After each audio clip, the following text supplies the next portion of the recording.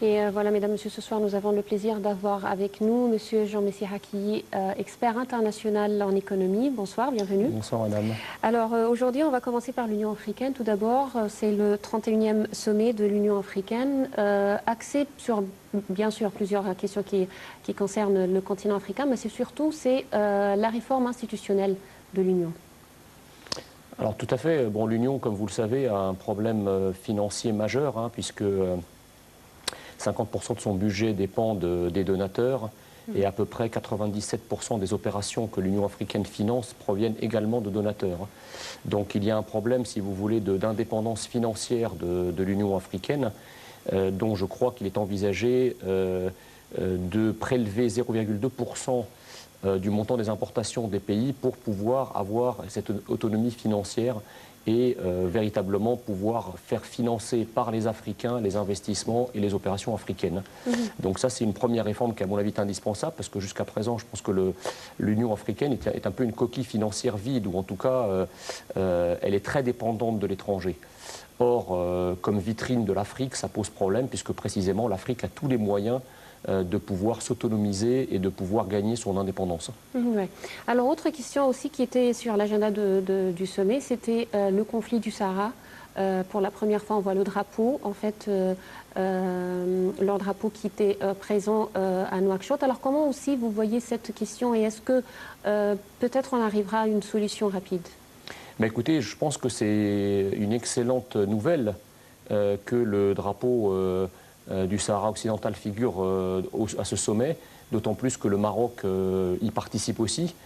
Donc je pense que le cadre de l'Union africaine est le bon cadre pour résoudre ce conflit. Alors évidemment, ça ne va pas se résoudre par magie, parce que c'est quelque chose qui dure depuis 1975. Bon, il y a eu un cessez-le-feu en 91, mais je crois que maintenant, il faut laisser travailler les organisations internationales. Alors je sais qu'il y a une différence de point de vue entre le Maroc, qui considère que le dossier doit être réglé par l'ONU, et le Sahara occidental, qui considère que l'Union africaine a un rôle à jouer, et pour cause, puisque la Mauritanie a été parmi les premiers pays à reconnaître le statut d'indépendance du Sahara occidental. Je pense que quel que soit, je dirais, l'agora régionale ou internationale, voilà, c'est de bon augure et ça préfigure bien d'une solution pacifique à ce conflit. Encore une fois, il faut rentrer dans un processus de paix et puis faire une sorte de feuille de route pour y arriver. Ouais. Alors, avant d'entamer en fait tout ce qui a rapport avec l'économie du continent et cette zone de libre-échange qu'on cherche depuis toujours, j'aimerais bien terminer avec la question, la seconde question politique importante, ce qui était le Sud-Soudan et le conflit au Sud-Soudan, qui était également sur l'agenda Tout à fait. Alors, le Sud-Soudan, évidemment, c'est une catastrophe humanitaire, d'une certaine façon. Il y a eu de grands espoirs qui sont nés de l'indépendance de ce pays, de son adhésion à l'ONU. Des sacrifices ont été consentis pour l'indépendance du pays. Mais bon, c'est vrai qu'on gagne la guerre de l'indépendance. Après, il faut gagner la guerre économique, la guerre pour la paix, la guerre pour la prospérité. Et ça, malheureusement, pour l'instant, ce n'est pas gagné. Donc là, je crois que la communauté internationale a aussi un rôle à jouer. En France, évidemment, comme vous le savez, il y a énormément de migrants en provenance du Sud-Soudan en raison de la situation particulièrement dramatique sur le plan humanitaire et sur le plan du conflit. Et donc, c'est aussi un moyen, je dirais, de régler une question migratoire très importante qui s'impose à l'Europe et qui s'impose aussi au reste de l'Afrique pour mettre fin à ce conflit. Et il faut que l'Union africaine se mobilise pour trouver, encore une fois, un cadre de paix régional. Parce que, en tout cas en France, nous croyons que les Africains doivent désormais se prendre en main. L'Afrique a beau être divisée en pays, c'est quand même un continent avec des logiques qui sont assez semblables, même s'il y a des particularités liées à l'Afrique de l'Est, à l'Afrique de l'Ouest, des problèmes de langue, etc. Je crois qu'on retrouve quand même une sorte d'unité, une certaine unité africaine dans un certain nombre de problèmes qui sont communs à l'ensemble des pays et pour lesquels je pense que les pays africains ont les moyens de pouvoir les régler par eux-mêmes. Ouais. Alors en fait, comme on vient de dire, on parle depuis assez longtemps de cette zone de libre-échange. C'est vrai qu'il y avait l'accord qui a été signé il y a quelques mois, au début de cette année, en ce qui concerne la création et la mise en exécution de cette zone. Est-ce que vous voyez qu'on pourra finalement avoir une zone de libre-échange en Afrique ? Écoutez, la zone de libre-échange, il faut connaître quand même les modalités, parce que si on s'en tient à la zone de libre-échange, par exemple en Europe, il ne faut pas que la chose soit une affaire idéologique. Une zone de libre-échange, pour qu'elle soit profitable à tout le monde, il faut qu'elle se fasse sous le sceau du pragmatisme. C'est-à-dire qu'il y a énormément de différences entre les pays africains, des différences économiques. Par exemple, entre l'Afrique du Sud ou le Nigeria et un pays comme le Mali, il y a quand même des différences économiques très importantes. Et donc, une zone de libre-échange, oui, mais elle doit se faire à certaines conditions, elle doit se faire progressivement parce que certains pays n'ont pas encore la maturité économique suffisante pour affronter un libre-échange généralisé. Il faut que ces pays-là puissent effectivement se protéger progressivement pour s'insérer progressivement dans une zone de libre-échange. Donc je pense que la zone de libre-échange est une bonne idée en Afrique, mais encore faut-il qu'elle soit le résultat d'un processus et qu'elle ne s'applique pas de manière automatique selon des schémas idéologiques qui risquent d'avoir des effets contraires à ceux qu'on recherche, notamment sur la croissance et sur l'emploi. Ouais. Vous venez de souligner que c'est vrai qu'il y a beaucoup de différences, il y a une grande différence entre la plupart des pays, c'est-à-dire on a beaucoup d'écarts, beaucoup de fossés, on parle aussi entre les différents pays de l'Afrique. Comment cela pourra avoir une influence sur cette zone selon vous? Bah, écoutez, si la zone de libre-échange est bien structurée, si elle est bien cadrée, si le processus est progressif, je pense que le commerce régional est une source pourvoyeuse d'emplois, de prospérité, de croissance. Donc je pense qu'il y a moyen de résoudre les inégalités par le commerce mondial. On l'a vu d'ailleurs au niveau mondial depuis les années 60. Le commerce mondial a permis à certains pays de s'enrichir, des pays par exemple comme les pays d'Asie du Sud-Est. Mais encore une fois, quelles ont été les conditions de cet enrichissement? C'est-à-dire que les pays comme la Chine n'ont pas été libre-échangistes tout de suite.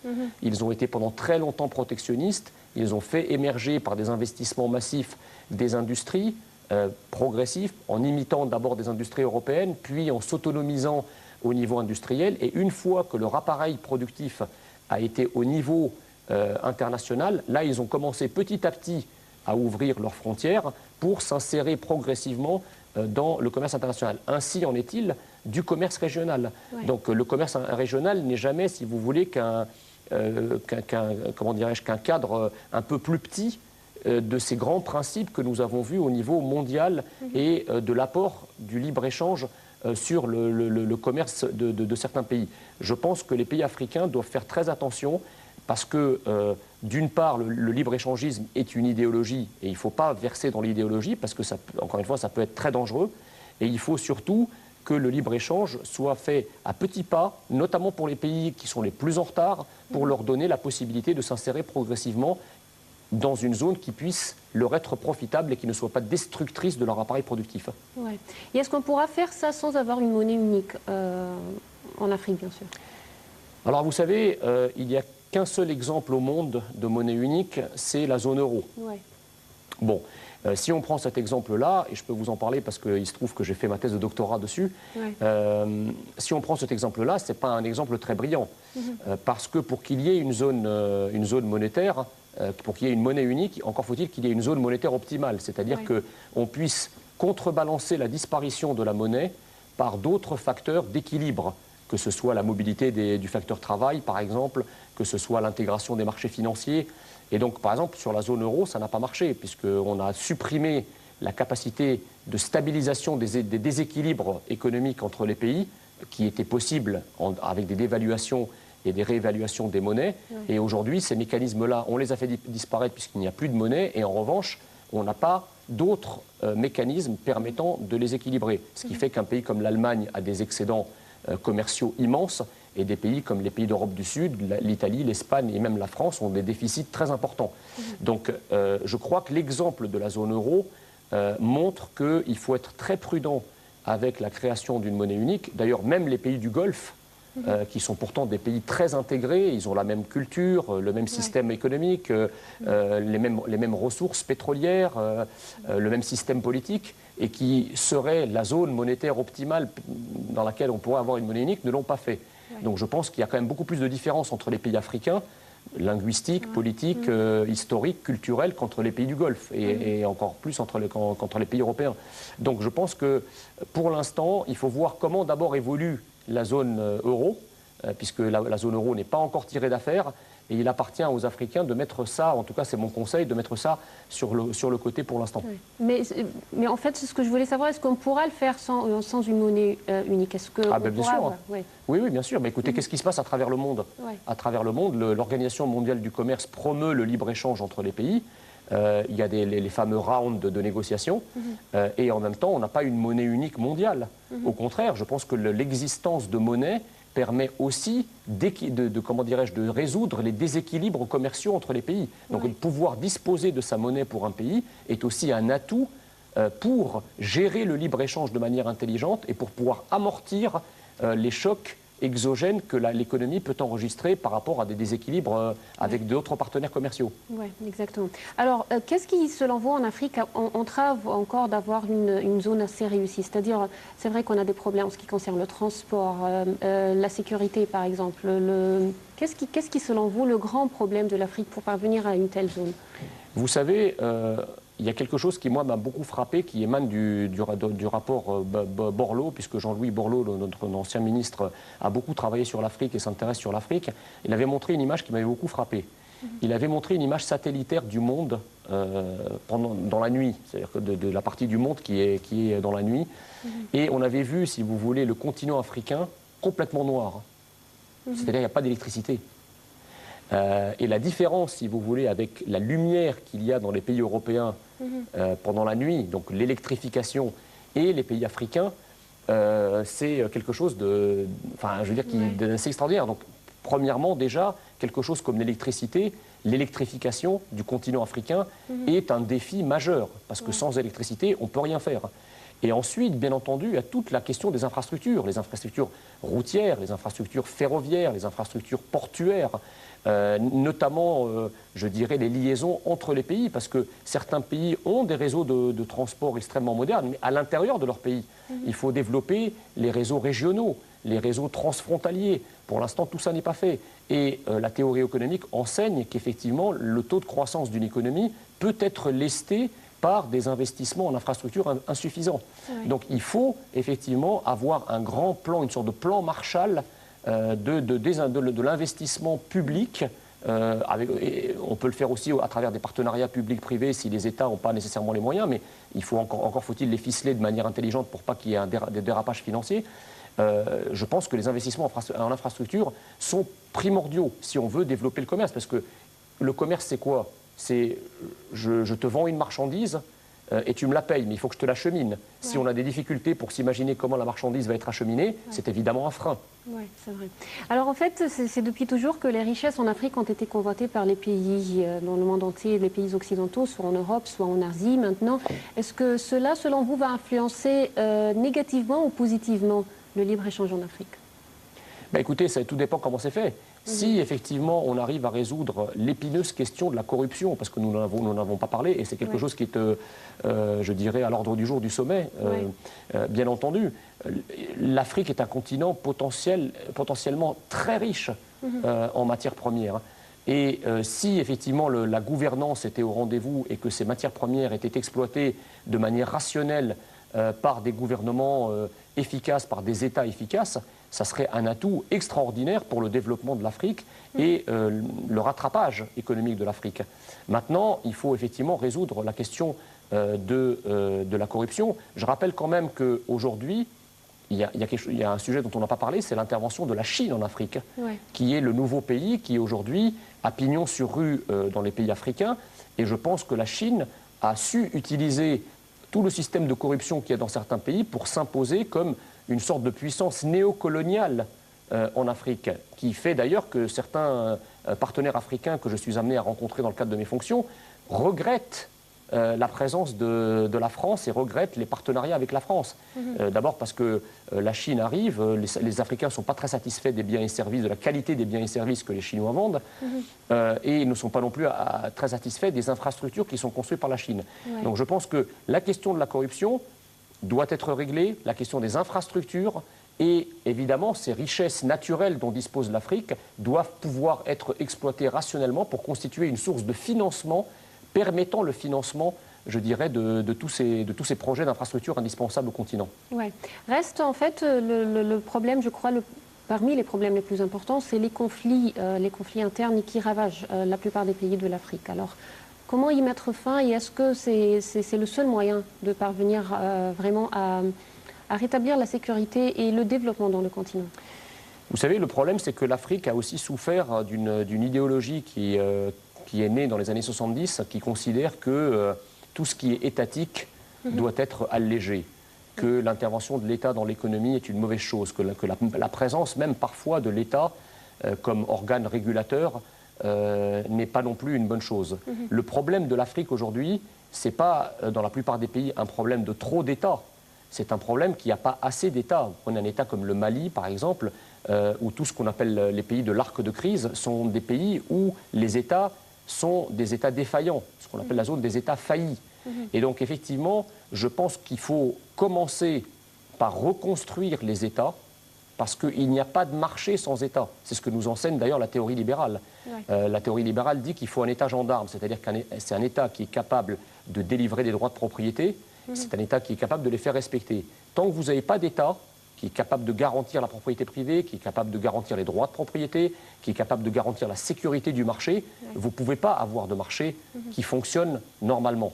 Et donc la première des choses, c'est de construire les États.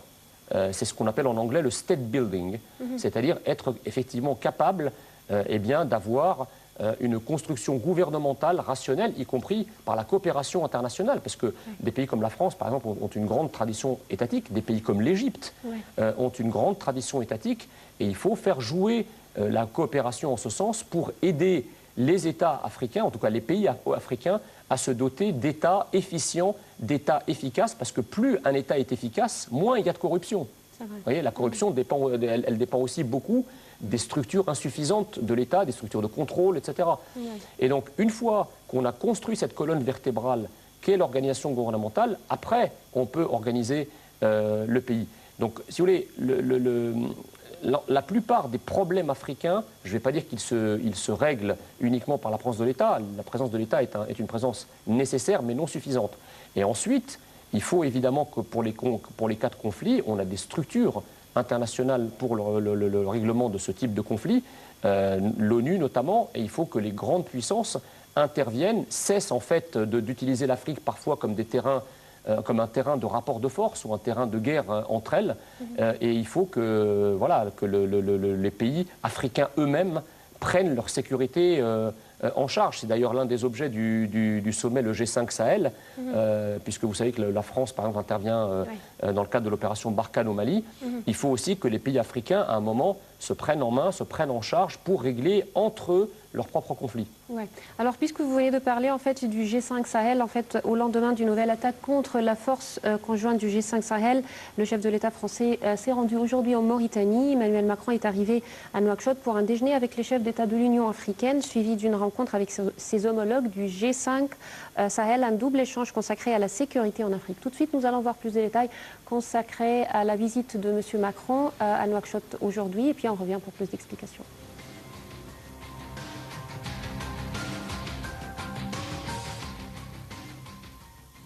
Pour la première étape de sa mini-tournée africaine avant Lagos et Abuja, au Nigeria, le chef de l'État français participe à un déjeuner à huis clos au Palais des Congrès de la capitale mauritanienne qui accueille le 31e sommet de l'UA. Il devrait renouveler à cette occasion son soutien à l'initiative de l'Union africaine en vue d'assurer un financement autonome et prévisible des opérations africaines de paix selon l'Élysée. Un enjeu de taille se heurtant aux réticences de Washington qui privilégie l'aide bilatérale à l'aide multilatérale et souhaite couper dans le budget onusien. Cette attitude américaine justifie a fortiori la volonté des Africains, soutenus par la France, de prendre en charge leur sécurité, relève-t-on à Paris. Les Africains font un vrai effort politique, financier et logistique pour ce faire.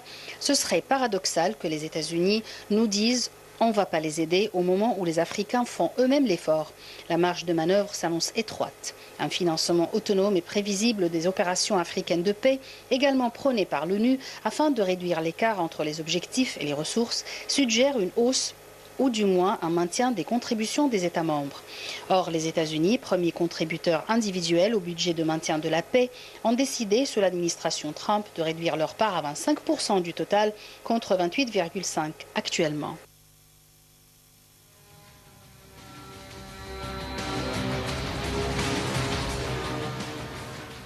Alors, Monsieur Messire, en fait, aujourd'hui, à Nouakchott, le président français a rencontré plusieurs responsables, bien sûr, africains. Selon l'Élysée, c'est surtout à cette occasion qu'il doit renouveler son soutien à l'initiative de l'Union africaine en vue d'assurer un financement autonome et prévisible des opérations de paix, ce qui va à l'encontre de ce que Washington veut faire. Ça va à l'encontre de ce que Washington veut faire, notamment sur le plan financier, parce que comme nous venons de l'écouter, effectivement, les États-Unis ont décidé de réduire leur contribution aux opérations de maintien de la paix. Or, ce sont les premiers contributeurs. Mais je crois que la France aussi paye un lourd tribut financier à la sécurisation de la zone Sahel. Alors évidemment, il y va aussi de son propre intérêt national à la France, puisqu'on sait très bien que depuis la déstabilisation de la Libye, il y a eu la déstabilisation également du Mali, et qu'on a des cellules terroristes qui se forment dans ces pays, qui s'étaient formées au Mali, et qui ont donné lieu justement à l'intervention de l'armée française pour rétablir... enfin, en tout cas pour empêcher le Mali de tomber dans l'escarcelle des djihadistes, qui aurait été évidemment une catastrophe non seulement pour l'Afrique, mais aussi pour les pays européens. Maintenant, si vous voulez, c'est vrai que cette opération coûte vraiment très cher. La situation économique et financière de la France ne permet pas, si vous voulez, de maintenir sur le très long terme une présence armée sur le terrain qui coûte très cher. Et effectivement, il faut que les Africains puissent eux-mêmes, là encore, comme sur d'autres questions, s'autonomiser et pouvoir financer eux-mêmes leur propre sécurité dans le cadre des coopérations africaines régionales. Oui. Alors, la France joue un rôle important en ce qui concerne la sécurité en Afrique. Pourquoi ? Parce que, si vous voulez, il y a une relation ancienne entre l'Afrique et la France, qui a d'ailleurs changé de nature depuis plusieurs années. On est très loin de ce qu'était ce qu'on avait appelé la France-Afrique du temps du général de Gaulle. Aujourd'hui, si vous voulez, il y a un partenariat qui s'est créé. Nous avons d'ailleurs une communauté africaine très importante en France. Il y a des échanges bilatéraux très importants. L'Afrique est aussi une des premières zones qui parle français. C'est un territoire francophone traditionnellement. C'est là où il y a le plus grand nombre de francophones au monde. Et donc évidemment, ça crée des liens privilégiés avec les pays africains. Donc ça nous oblige d'une certaine façon aussi à veiller à la sécurité de l'Afrique et à sa prospérité, parce que ce qui est bon pour l'Afrique, finalement, est bon pour la France. Oui. Oui. Alors, la question migratoire africaine, bien sûr, sera menue des discussions de M. Macron avec les dirigeants africains. Selon vous, quels seraient les points les plus importants concernant ce sujet ? Alors, c'est un sujet qui est compliqué parce que pour l'instant, si vous voulez, la solution pour l'Europe, en tout cas, a consisté à accueillir le maximum de personnes pour des raisons humanitaires. Oui. Bon, on voit aujourd'hui que les peuples sont saturés, les peuples européens sont saturés et ne peuvent plus accueillir davantage de migrants. On a essayé de faire passer aux Européens l'idée que la plupart de ces migrants fuyaient les guerres, fuyaient des situations de conflits armés, de persécutions, etc. Il n'en est rien, puisque dans un pays comme la France, pour tous les 100 demandeurs d'asile, il n'y en a que 15 qui obtiennent le statut de réfugié. Donc en réalité, les 85 autres sont des réfugiés économiques et pour la plupart, ils proviennent des pays africains. Donc il faut cesser absolument cette politique d'accueil parce que, les peuples européens n'en veulent plus pour une raison simple, c'est qu'on n'a plus les moyens de les accueillir, plus les moyens financiers, et nous avons déjà énormément d'immigrés dans les pays européens qui ne se sont pas intégrés ni assimilés aux pays européens. Donc nous avons des gros problèmes. Et en plus, le fait de continuer à accueillir, ça fait un appel d'air et ça encourage d'autres migrants à prendre la Méditerranée avec les drames humanitaires que nous voyons en Méditerranée avec la mort de ces centaines de pauvres malheureux tous les jours. Ouais. Et donc ça fait des milliers de personnes dont la mer Méditerranée a été, hélas, le cimetière. Donc il faut arrêter cette folie migratoire et la meilleure façon de l'arrêter, c'est évidemment d'avoir une coopération à la racine, à la base, avec les pays africains. C'est-à-dire que qu'est-ce que viennent chercher au fond tous ces Africains en Europe? Ils viennent chercher une vie meilleure. Ouais. Eh bien, tout le défi du XXIe siècle consistera à leur donner une vie meilleure chez eux.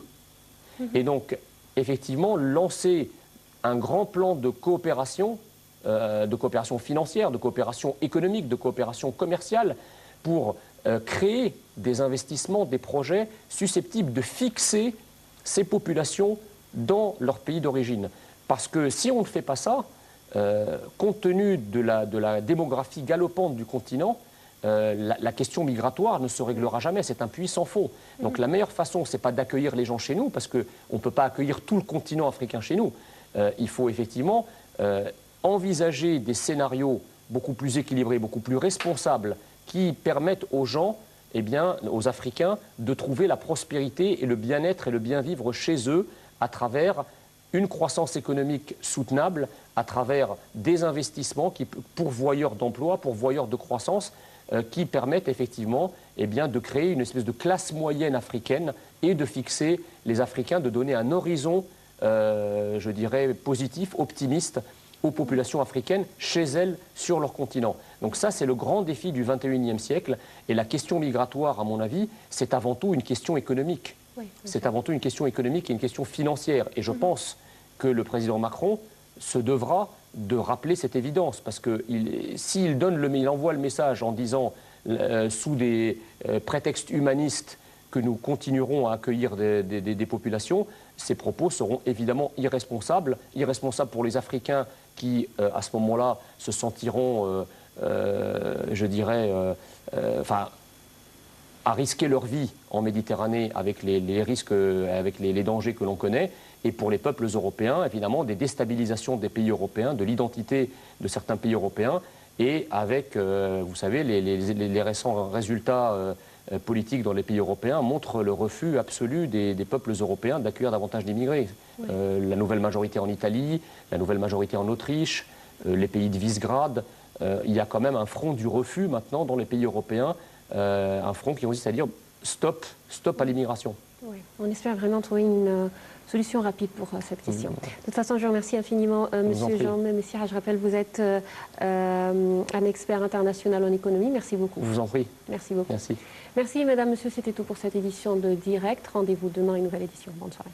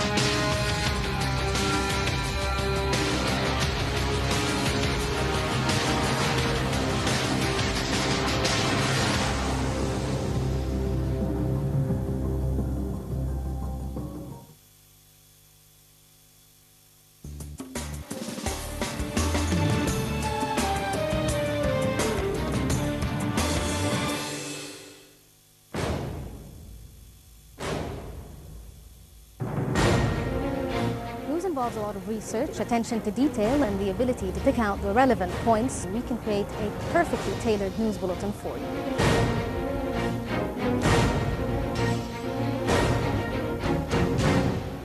All the news coverage, moving you closer to the world. Live, local, international, and up to the minute. Analysis to all the Egyptian in Arab. News, developments, challenges. All the stories of success, minute by minute and hour by hour, only on our channel. Watching the events live is great, but living into the event is awesome. This is exactly the news bulletin on our channel.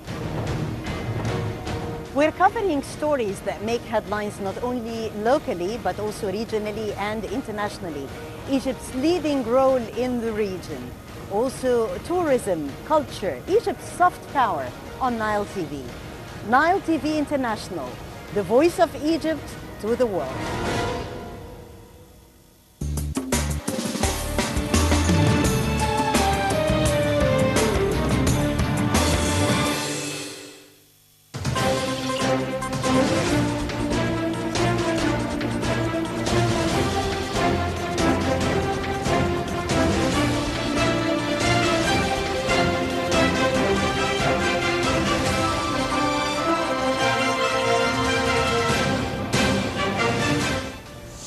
Hello and welcome to Panorama News. We'll bring you the latest in politics, economics and sports. I'm Dina Mamdouh and I'm going to start off with the main political headlines.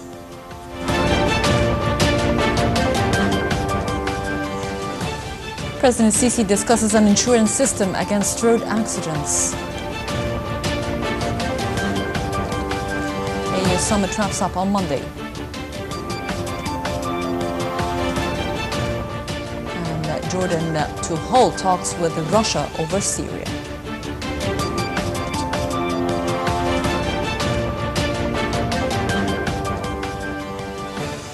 Welcome back. President Al-Fattah al-Sisi gave directives to speed up finalizing his study on the insurance systems of roads to provide active means of helping citizens to face dangers and reduce the impacts of accidents, especially on the highways. This came during the President's meeting with the Minister of Transportation, Hisham Arafat, head of the Administrative Control Authority, Mohammed Arfan, and the head of Engineering Authority of the Armed Forces, as well as President of the National Company for Roads, Magdi Anwar. During the meeting, the minister reviewed a report on developing the insurance system against road accidents, which started to be implemented since 2004 and aimed at compensating victims of accidents as well as maintaining roads and bridges. Arafat said that this step comes coinciding with the ministry's efforts to raise efficiency of roads across the country, which led to the decrease of the rates of accidents during the past period. President al-Sisi issued a decree appointing General Mohsen Mahmoud Ali Abdel Nabi as Presidential Bureau Chief. General Abdel Nabi graduated in the military school in 1978. He joined the infantry and was appointed in leadership posts and was awarded several merits. In January 2012, he became Deputy Chief of the Morale Affairs Department, then promoted to Chief of the Department in 2014. Prime Minister Mustafa Madbouli said Egypt supports Mauritania against terrorism and backs exchange of security information between the two countries. He praised cooperation with Mauritania in the field of fisheries, oil, agriculture, health and contractor work. Madbouli was speaking during a meeting with Mauritania's president in the capital Nouakchott on the sidelines of the EU summit. During the summit, Madbouli had handed a message from President Sisi to the Mauritanian president, who welcomed the Egyptian delegation to the EU summit, stressing the importance of cooperation between the two countries. In a speech before the AU summit delivered on behalf of President Sisi, Prime Minister Madbouli called on AU bodies tasked with laying down policies to commit to rules that express the rights of member states. He calls for reforms to financing shares for the AU, which he said lacked fairness.